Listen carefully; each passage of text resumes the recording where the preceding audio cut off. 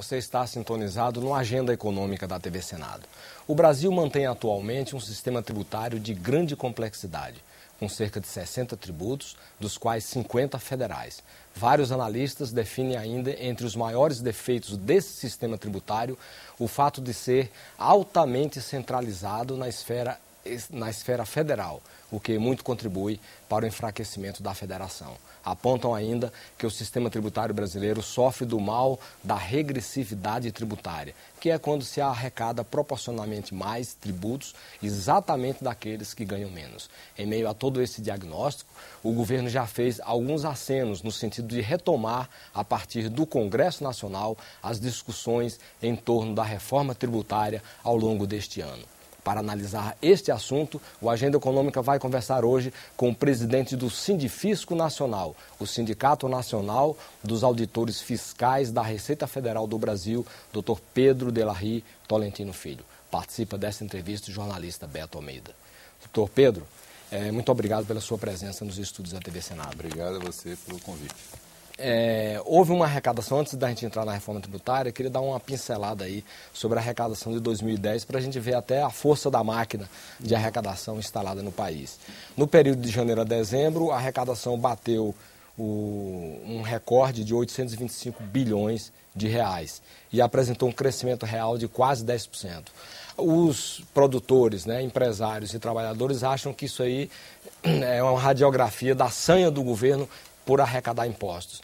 Para quem está do outro lado do balcão, é a força de uma boa máquina de arrecadação montada ao longo de todos esses anos. Como é que os auditores veem essa questão? Bom, sem dúvida há um aumento de eficiência da Receita Federal. A Receita Federal hoje corre mais e melhor atrás da sonegação, e da percepção do risco de sonegar.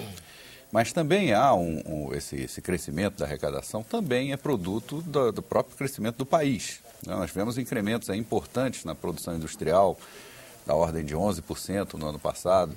A massa salarial cresceu, a massa trabalhadora empregada formalmente, cresceu cerca de 16%. O volume de vendas cresceu cerca de 13%. Isso tudo se reflete naturalmente na arrecadação. Beto. Doutor Pedro, nós temos uma questão importante sobre o imposto de renda, chamou muita atenção em 2010, foi o fato de a arrecadação do imposto de renda pessoa física ter se elevado em 10,59% em termos reais, enquanto a arrecadação do imposto de renda pessoa jurídica e / contribuição social sobre o lucro líquido ter apresentado no mesmo período uma queda de menos 0,14%. O que o senhor daria como explicação para esses resultados? Bom, o aumento da pessoa física, do imposto de renda sobre pessoa física, ele se dá justamente por causa do aumento da massa salarial. Quanto mais, como você teve 16% a mais de pessoas entrando no mercado de trabalho formal, elas descontam imposto de renda na fonte, tem que pagar imposto de renda, e isso se reflete na arrecadação do imposto de renda da pessoa física. Em relação ao imposto de renda da pessoa jurídica, nós temos um problema, que é o planejamento tributário das empresas. Porque o planejamento tributário, muitas vezes, existe uma linha muito tênue entre o que é elisão tributária, que é o planejamento, e o que é evasão. Então, muitas vezes, propositadamente ou não, ou até por interpretação equivocada da legislação, as empresas acabam fazendo um planejamento tributário que esbarra para a evasão tributária. E, por isso, inclusive, a Receita criou as delegacias de maiores contribuintes, agora, recentemente, para justamente combater essa sonegação, vamos dizer assim. Explica melhor para a gente o que vocês consideram a sonegação típica e a elisão fiscal, a evasão fiscal. A legislação brasileira é muito intrincada. Então, existe possibilidade de você fazer um planejamento tributário da sua empresa que, na verdade, acaba esbarrando para a ilegalidade, pela interpretação equivocada da legislação e acaba não sendo uma elisão, ou seja, um planejamento legal. Acaba esbarrando para ser um planejamento ilegal. E aí atua a Receita Federal no sentido de fazer a fiscalização do planejamento feito por essas empresas para saber e para definir se ali houve uma sonegação de tributos, e aí cobra-se multa, juros, etc., ou, se não, se foi um planejamento legal. O fato é que muitas empresas, mas cerca de 40% das maiores empresas do país, elas acabam compensando o pagamento do imposto de renda da pessoa jurídica e acabam não pagando. Muitas não pagam, chegam a não pagar nada de imposto de renda da pessoa jurídica por causa desse planejamento tributário que é feito e que agora nós estamos nos aprofundando na análise desse planejamento das empresas. Mas essa queda que o Beto mencionou, na pessoa jurídica, ela pode ser recuperada adiante por um processo de recuperação de crédito tributário. Sim. Agora, é praticamente uma estagnação, né? Deu menos 0, alguma coisa. Estagnou, né? Agora, um secretário da Receita já declarou aqui mesmo, numa agenda econômica, certa vez, que em razão da elisão e dessas intrincadas legislações, os maiores bancos, as maiores empresas acabam por não pagar imposto de renda. Isso continua acontecendo? É exatamente isso que eu estou falando. O planejamento tributário das grandes empresas, dos maiores contribuintes, que respondem por 70% da arrecadação tributária, né, e são cerca de 10 mil empresas, ele acaba sendo muito importante, tem um peso muito importante na arrecadação do imposto de renda da pessoa jurídica, né? E muitos, de fato, por conta desse planejamento, acabam sequer recolhendo o imposto de renda. A CID, vamos ver um pouquinho o que é que houve com a contribuição de intervenção no domínio econômico, que houve um aumento que chamou a atenção, aumento de arrecadação em 2010 de 53,5%. Isso se deveu meramente a preço de combustíveis? Não, a CID é como você falou, uma contribuição de intervenção no domínio econômico. A função dela não é fiscal, não é de arrecadar, é de regular uma situação de mercado. No mercado internacional, o preço do barril de petróleo está mais ou menos estagnado, enfim, não estamos vivendo nenhuma crise internacional de petróleo. Então, o governo aumenta o valor da CID para regular o mercado. Se nós tivermos uma crise interna, o valor da CID baixa para que o preço da gasolina não exploda. Desculpe.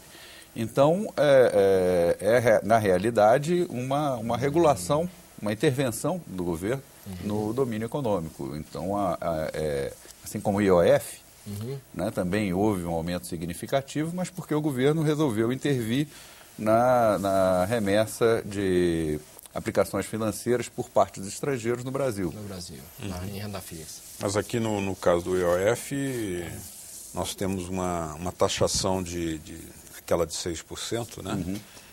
Que muitos consideram que seria ainda muito tênue diante da inundação de dólares. Há, inclusive, certas palavras de autoridades monetárias brasileiras dizendo que o governo tem instrumentos que poderá vir a utilizar para tornar mais eficiente esse controle, uma forma de controle do capital que entra. O senhor acha que isso pode ser um caso? Tornar mais grave? Com certeza, porque o que há, de fato, há uma inundação de dólares, né, que faz com que o dólar fique depreciado em relação ao real. E aí você tem problema com os nossos exportadores. Então, o IOF é um dos vários mecanismos que o governo tem para tentar segurar a entrada de dólares no Brasil e tentar, com isso, segurar a depreciação do dólar frente ao real. Há outros mecanismos. Quais seriam? Seria um deles. Na sua visão? Veja, isso já parte um pouco mais para a política monetária. Política fiscal só teria o IOF. Fiscal é o IOF, mas dentro da política monetária tem várias medidas aí que estão sendo tomadas nessa área. Várias, exatamente. Né? Aumento compulsório, próprio compulsório dos bancos, etc. Tudo isso ajuda a segurar o valor da moeda, né? Agora, doutor Pedro, a arrecadação da contribuição sobre financiamento de Seguridade Social, PIS, contribuição para a formação do patrimônio do servidor público, PASEP, e também a contribuição para o financiamento de Seguridade Social, COFINS, apresentaram aumento real de arrecadação de 9,8%, né? O que mostra o que explica o bom desempenho desses Basicamente, essa arrecadação ela foi do PIS. E por quê? Porque é do PIS. e não da Confins. A Confins teve um aumento que é explicável pela própria expansão que eu me referi, da produção industrial, da massa salarial, etc.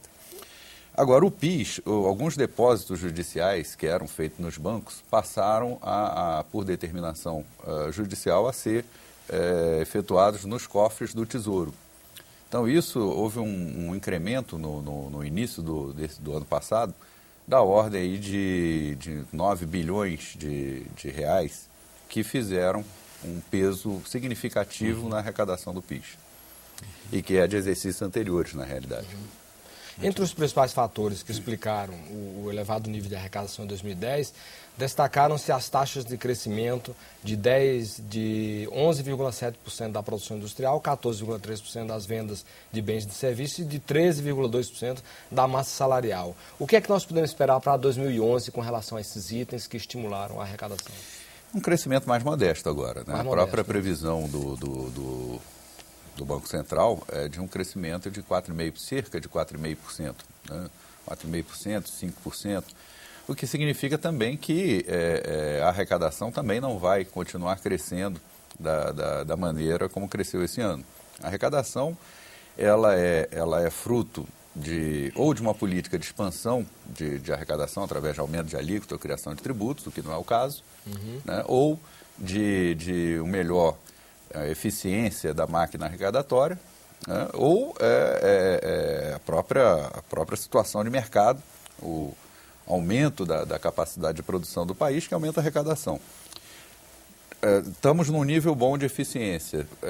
Não pretendemos aumentar significativamente alíquotas, nem criar novos tributos.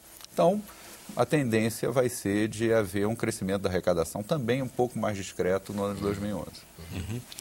Doutor Pedro, a carga tributária do Brasil hoje encontra-se por volta de 36% do produto interno bruto. Segundo o Instituto Brasileiro de Planejamento Tributário, essa é uma das maiores cargas tributárias do mundo. O que é que explica essa tão elevada carga tributária no Brasil? Olha, o sistema federativo explica uma parte, né? A parte da União, parte federal desse bolo dos 36% é cerca de 21%, né? A parte federal. Os estados entram com 9 ou 8 e os municípios com a diferença para chegar nos 36, e nas nossas contas não é 36, é 34, quer dizer, varia um pouco a metodologia. Enfim, é preciso ver que o Brasil é um país em crescimento, é um país enorme, né? Qual é, por exemplo, os Estados Unidos? Os Estados Unidos são 26%. 26%. Mas qual é o PIB dos Estados Unidos? São 14,2 trilhões de dólares. Né? Então, 26% de 14,2 trilhões é um número. E 36% de 2 trilhões, que é o PIB do Brasil, é outro número. Né? Além disso, o déficit nominal anual americano é de cerca de 1,5 trilhão de dólares por ano, que é financiado por quem? Pelo resto do mundo todo. Então, quer dizer, só em termos de déficit público anual, os Estados Unidos têm o dobro da despesa da arrecadação brasileira. É mais que o dobro do que é a arrecadação brasileira inteira, só de déficit. Em razão disso, o senhor acha inadequada a comparação, muitas vezes, da realidade fiscal entre o Brasil com os Estados Unidos? E outros países desenvolvidos também, porque outros países desenvolvidos, você pega a Alemanha, porque os Estados Unidos têm um tamanho comparável do Brasil. Você pega a Alemanha, é o tamanho do estado de São Paulo, né? Com um PIB per capita elevadíssimo, muito mais elevado que o do Brasil, e com um país totalmente construído, né? Nós temos um país por construir. Temos um sistema de saúde, um sistema de educação deficitário. Nós temos que investir dinheiro, né, para formar melhor médicos, professores. Quer dizer, a melhoria das condições de vida da população depende de dinheiro e de investimento. Mas se você comparar entre os emergentes, o Brasil também ganha em termos de taxa de arrecadação. Sim, e nós estamos criando as condições de infraestrutura necessárias para nós virarmos grandes. Porque sem um sistema de arrecadação que faça investimento nas coisas que são necessárias, nós vamos ficar eternamente sendo o país do futuro. Né? Nós queremos ser o país do presente, o país do agora. Mas isso aí não estou defendendo que seja uma carga tributária justa. Eu estou dizendo que se nós queremos fazer os investimentos que são necessários em saúde, em educação, em segurança, em infraestrutura, etc., nós temos que ter dinheiro. Isso se faz com dinheiro. Né? O senhor estaria afirmando que o plano Marshall, que reconstruiu a Alemanha no pós-guerra, no Brasil, tem que ser feito com uma parte importante da poupança interna, portanto, arrecadação. Porque os Estados Unidos não vão vir, claro. como fizeram com a Alemanha, né? Fazer um plano Marshall no Brasil. Mas nós temos que contar com os nossos meios. Além disso, ainda tem uma coisa. É que nós exportamos juros, né? Pagamento da dívida externa, uma parte, mas principalmente pagamento da dívida interna. E que representou no ano passado cerca de 120 bilhões de reais. Então, desses 820, tira 120. Fica 700 bilhões. Né? Porque 700 bilhões são para pagar justamente a parte mais abastada da população que investe no mercado financeiro. E o governo tem que pagar essas pessoas, né, para financiar o quê? Seus gastos também. Então, quer dizer... Mas assim, a grande queixa, tanto do trabalhador quanto do produtor no Brasil, pelo pagamento de imposto, é na questão do retorno disso, né? Quer dizer, o governo arrecada, a teoria da tributação é você arrecada para devolver na forma de serviço público. Isso acontece no Brasil de uma forma precária, quer dizer, se arrecada bem, mas na hora de se devolver em serviço público, a saúde é deficitária, é deficiente, não atende bem, não há sistema educacional, não há educação de tempo integral e as estradas todas esburacadas, mal cuidadas. Então surge um sentimento de insatisfação da população. Vocês não sentem isso também? Sinto, inclusive, como cidadão. Né? Tem muitos ralos por onde o fruto da arrecadação ele se perde. Né? O que nós temos que fazer, e isso já está sendo feito de forma incipiente, até por algumas organizações não governamentais, é o controle do gasto público. Né? Nós temos experiências aí em alguns municípios, como Londrina e outros, em que há organizações não governamentais que têm como tarefa e finalidade a fiscalização da qualidade do gasto, para onde está indo o dinheiro que se arrecada. Então é preciso que todo cidadão, e aí eu não falo como fiscal da Receita Federal, porque a minha parte é fiscalizar a arrecadação, mas como um cidadão, né, que tem por obrigação, que é a obrigação de todos os cidadãos, de ser um fiscal do controle do gasto, de ver como é que o governo está gastando e de combater a corrupção, é claro. No próximo bloco, a complexidade do sistema tributário brasileiro. Aguarde.